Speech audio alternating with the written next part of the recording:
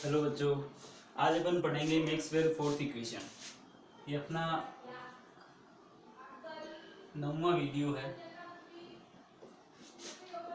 कौन सा वीडियो है ये? Number 9, fourth equation.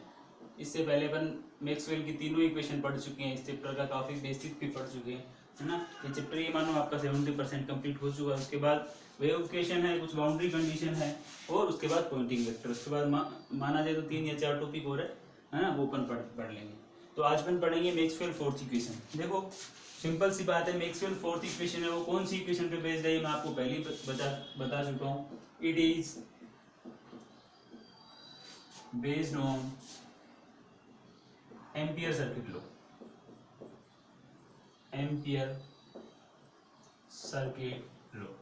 अब पूछोगे सर ये एम्पियर सर्किट लॉ क्या है ना। तो बिल्कुल आपके माइंड में इक्वेशन आना चाहिए कि सर एम्पियर सर्किट लॉ के बारे में बताऊं। तो देखो, अगर देखा जाए, अगर सिलेबस के हिसाब से देखा जाए तो इस मैक्सवेल फोर्थ इक्वेशन को एक लाइन में अपन कंप्लीट कर सकते हैं, लेकिन अपन ऐसा बिल्कुल नहीं करेंगे। अपन इस इक्वेशन को अच्छे से एकदम डेप्थ में जाके पढ़ेंगे, है ना, और कंसेप्ट एकदम क्लियर करेंगे कि ये मैक्सवेल फोर्थ इक्वेशन है क्या, है ना। तो सबसे पहले आपको पता चल गया कि it is based on ampere circuit law. तो अपन थोड़ा सा एम्पियर सर्किट लॉ के बारे में देखते हैं। देखो था एम्पियर नाम के जो साइंटिस्ट थे, उन्होंने एक एक्सपेरिमेंट किया, है ना। तो इन्होंने जो एक्सपेरिमेंट किया, उस एक्सपेरिमेंट में क्या था, यहाँ पे देखो मैंने 2 प्लेट लगाई है और यहाँ पे मेरे पास क्या है, बैटरी है। और इस प्लेट, अगर 2 आपको पता है पैरेलल प्लेट होगी, है ना, कंडक्टिंग होगी, तो एक इसका वर्क करेगी, एज ए कैपेसिटर वर्क करेगी, आपके पास क्या है, बैटरी। तो जैसे ही इस बैटरी में आपको पता है, आप जैसे इस बैटरी को ऑन करोगे, करंट फ्लो होना स्टार्ट होगा। इस प्लेट के ऊपर क्या आ जाएगा, प्लस चार्ज, और यहाँ पे क्या आ जाएगा, माइनस चार्ज। ठीक है। तो अब एम्पियर साहब ने क्या किया, यहाँ पे जैसे ही मैं एक नीडल रखता हूँ, मैंने क्या किया, एक मैग्नेट रखी या कोई भी नीडल रखी, कोई कंडक्टर था, है ना। तो जैसे ही मैं इस नीडल को यहाँ पे रखता हूँ, होता क्या है कि इस नीडल के अंदर क्या आता है, डिफ्लेक्शन, है ना। इस मैग्नेट के अंदर क्या आता है, डिफ्लेक्शन आता है। और ये डिफ्लेक्शन आना भी चाहिए। क्यों आना चाहिए? क्योंकि आपने पढ़ा है कि अगर करंट कैरिंग वायर के आसपास मैग्नेटिक फील्ड जनरेट होता है ना, कंडक्टर के आसपास जो मैग्नेटिक फील्ड जनरेट होगा, तो मैग्नेट होगी, वो जनरली सी बात है ना, क्या होगा, वो डिफ्लेक्ट होगी। लेकिन फिर देखा गया कि यहाँ पे अगर मैं अब इस मैग्नेट को मैं यहाँ से हटा के और यहाँ पे रखता हूँ, तो क्या इसके आसपास कोई भी ऐसा कुछ है, कोई कैरिंग कंडक्टर वायर है, कुछ भी नहीं है। लेकिन यहाँ पे देखा गया, क्या यहाँ पे ये जो मैग्नेट थी, ये डिफ्लेक्ट होनी चाहिए कि नहीं होनी चाहिए? 90% लोगों का आंसर ये होगा, सर यहाँ पे तो कोई भी वायर नहीं है, कोई भी कंडक्टर नहीं है, तो इसका मतलब यहाँ पे ये डिफ्लेक्ट नहीं होगी, है ना। लेकिन एम्पियर साहब ने बोला कि ये यहाँ पे डिफ्लेक्ट होगी। और ये डिफ्लेक्ट होने का रीजन क्या था? क्योंकि यहाँ पे अगर कोई भी डिफ्लेक्ट हो रही थी, क्योंकि इसके अंदर कौन सा करंट था, आईसी, कौन सा, कंडक्शन करंट। तो पूछा क्या सर इसके अंदर कैसे डिफ्लेक्ट हुई? इसमें एक दूसरा करंट था, वो कौन सा था, आईडी, जिसका बोलते हैं अपन डिस्प्लेसमेंट करंट। क्या बोलते हैं अपन? Displacement current. तो डिस्प्लेसमेंट करंट की वजह से क्या हुआ, डिफ्लेक्ट। क्योंकि हुआ क्या, यहाँ पे अगर जैसे ही यहाँ पे पॉजिटिव चार्ज हो जाएगा, यहाँ पे नेगेटिव चार्ज हो, उसके बीच की जो स्पेस होगा वो क्या हो जाएगा, आयोनाइज हो जाएगा। उसकी वजह से क्या हो जाएगी, डिफ्लेक्ट हो जाएगी। इसके बारे में अपन ज्यादा बात नहीं करेंगे। लेकिन ये जब ये देखा गया कि केवल एक ही करंट नहीं होती है, ऐसे केस में करंट 2 टाइप की है, एक तो आपकी कंडक्शन करंट और एक आपकी डिस्प्लेसमेंट करंट, है ना। तो जब पूछा गया कि एम्पियर सर्किट लॉ क्या है, तो एम्पियर ने सिंपल से की बात बताई, है ना, कि line integral of magnetic field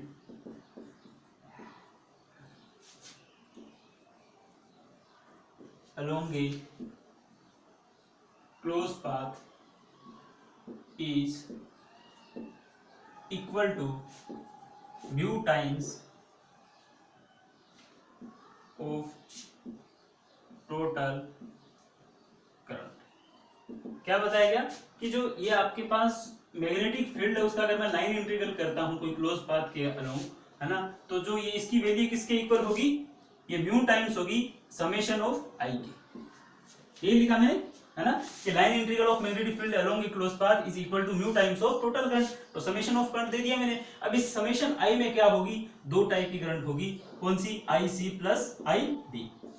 ये आपको ध्यान रखना है। अगर ये आपको समझ में आ गया तो इसका मतलब आपको एम्पियर सर्किट लॉ समझ में आ जाएगा। है ना। तो ये बेसिक सा लॉ था कि line integral of magnetic field along close path is equal to the mu times of total current. ये देखो ये हुआ क्या था, पहले इस आईडी के बारे में लोगों को पता नहीं था, है ना, इसकी वजह से थोड़ी सी दिक्कत भी आएगी। उस दिक्कत को अपन आगे जाके इस आईडी को लेके आएंगे, उस आईडी की वजह से वो दिक्कत भी सोल्व हो जाएगी। तो इतना आपको मेरे हिसाब से समझ में आ गया होगा कि एम्पियर सर्किट लॉ है क्या, है ना। अगर इतना आपको समझ में आ गया तो अब अपन आगे इसके डिफरेंशियल और इंटीग्रल फॉर्म पे चलते हैं। आप एक बार नोट डाउन कर लीजिए।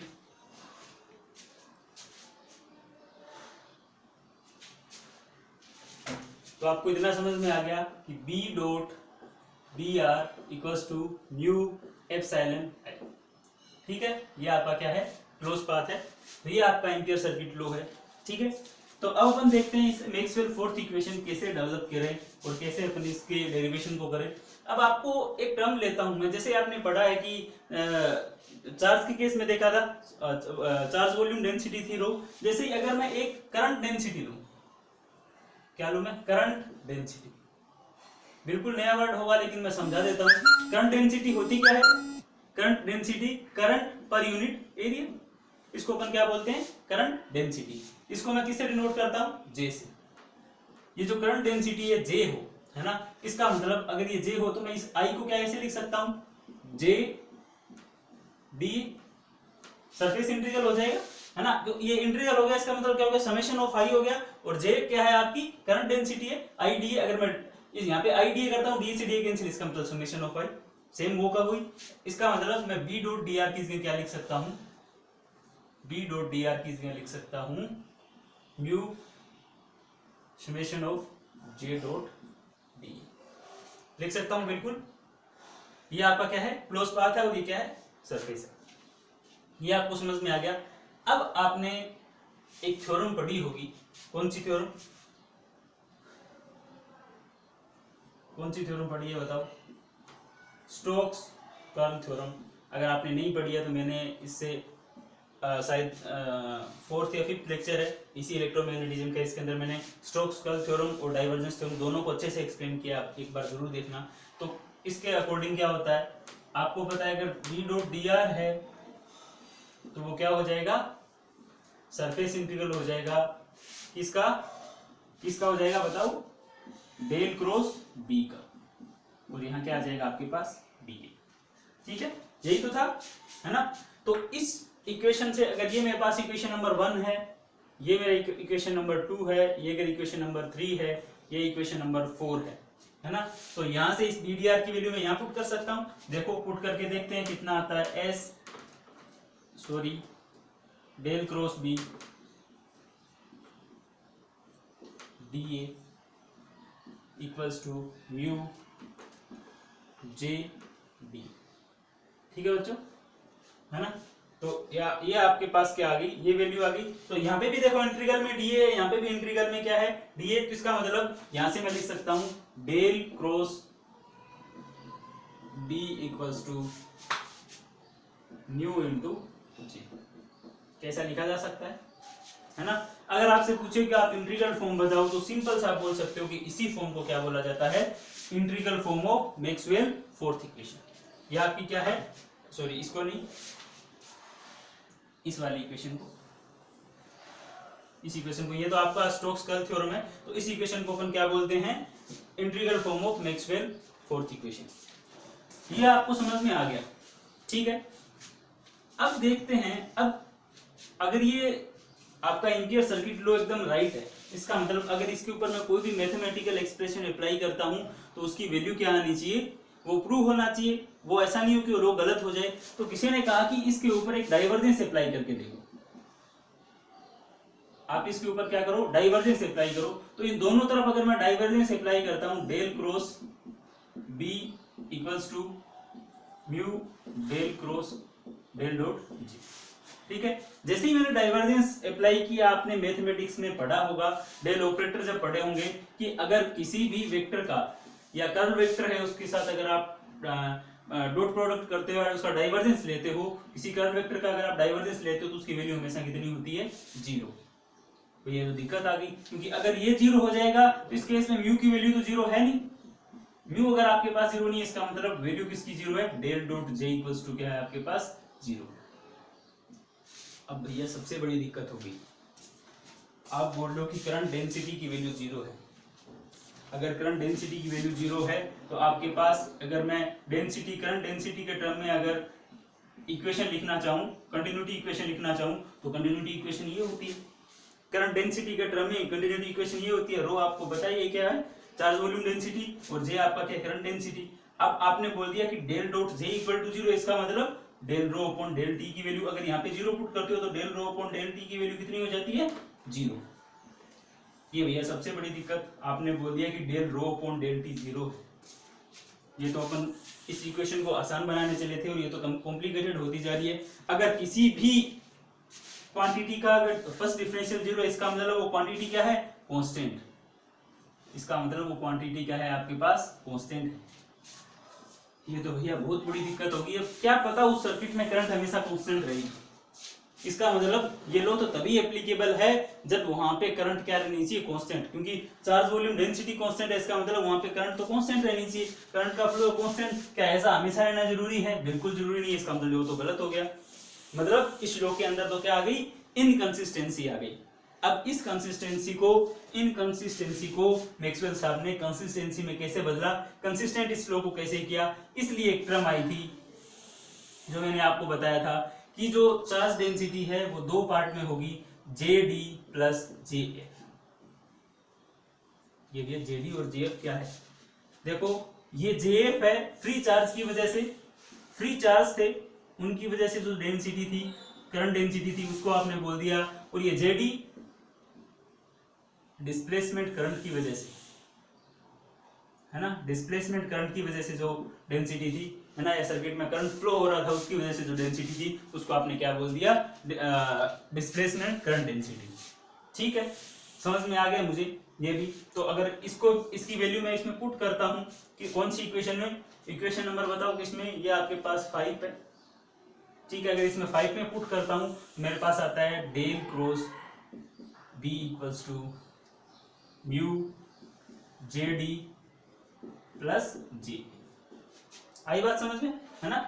अब की बार मैं डॉट प्रोडक्ट करने की कोशिश करता हूं, है ना, इसके साथ। तो अगर इसके साथ डेल क्रॉस बी करता हूं तो ये वाली वैल्यू तो 0 हो जाएगी, और यहाँ पे क्या आ जाएगा, del dot J D plus del dot J F.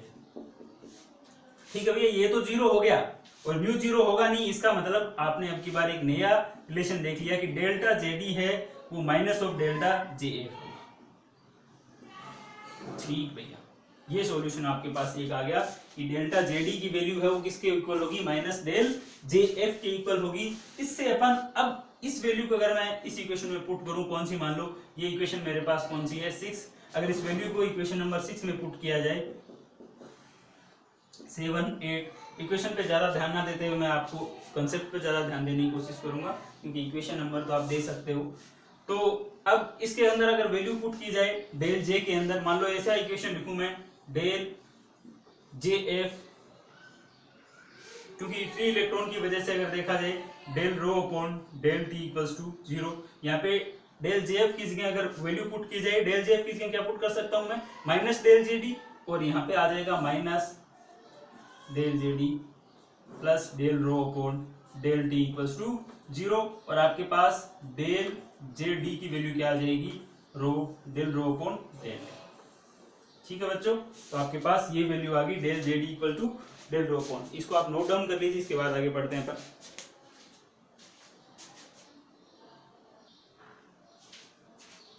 तो आपके पास वैल्यू आ गई डेल डॉट जेडी की जो वैल्यू है वो क्या है आपके पास, del rho upon del T. ठीक है, ये वैल्यू आपके पास आ गई डेल जेडी की। ठीक है, तो डेल जेडी को आप एक तरीके से और भी लिख सकते हो। क्या लिख सकते हो, आपको पता होगा, डेल जेडी को एक और लिखा जाता है टर्म, क्या लिखा जाता है, del D upon del D. इस रो को अपन ऐसा लिख सकते हैं, डेल डी। आप पूछोगे सर ये डेल क्या है, ये डी क्या है, ये डी है डिस्प्लेसमेंट वेक्टर। मैंने प्रीवियस क्लास में आपको बताया कि इस डिस्प्लेसमेंट वेक्टर के बारे में। डिस्प्लेसमेंट वेक्टर है, इस डी की वैल्यू एक और होती है एप्सिलॉन इनटू ई। ये भी आप ध्यान में रखो, D equals to epsilon into E. है ना। इसका मतलब अपन यहाँ से लिख सकते हैं del dot J D equals to del del D upon del T. ठीक है, तो ये आपके पास वैल्यू आ गई। अगर मैं इस यहाँ से यहाँ पे भी डेल है, यहाँ पे भी डेल है, इसका मतलब अगर डेल डेल को मैं कैंसिल करूँ तो जेडी की वैल्यू मेरे पास आ गई del D upon del T. ठीक है भैया, आपने किसकी वैल्यू निकाल ली? डेल डी की आपने वैल्यू निकाल ली है। अगर आपने डेल डी की वैल्यू निकाल ली है तो बहुत अच्छी बात है। अब आप इस इक्वेशन में, जैसे ही ये इक्वेशन में 8 दूं और ये इक्वेशन अगर 9 दूं और ये इक्वेशन नंबर 10 दूं, है ना, तो इस जेडी की वैल्यू उस इक्वेशन में रखें अपन। कौन सी इक्वेशन में? ये वाली equation, del cross B equals to mu JD plus J F. तो यहाँ से del cross B equals to mu JD की वैल्यू आपको पता है कितनी आई है? Del D upon del T plus J A. तो इसी इक्वेशन को क्या बोला जाता है? Differential form of Maxwell fourth equation. इसको और भी आगे भी एक्सप्लेन कर सकते हैं अपन। कैसे कर सकते हैं? देखो, अगर अंदर मल्टीप्लाई कर दूं mu J A plus mu del D upon del T, ठीक है। इस इक्वेशन नंबर 9 से अपन डी की जगह एप्सिलॉन ई पुट कर सकते हैं। Del cross B equals to mu J A plus mu, इस डी की जगह मैं क्या कर दूं? Del upon del T epsilon E put कर दूं। एप्सिलॉन ई मैंने पुट कर दिया तो एप्सिलॉन और म्यू बाहर आ जाएगा।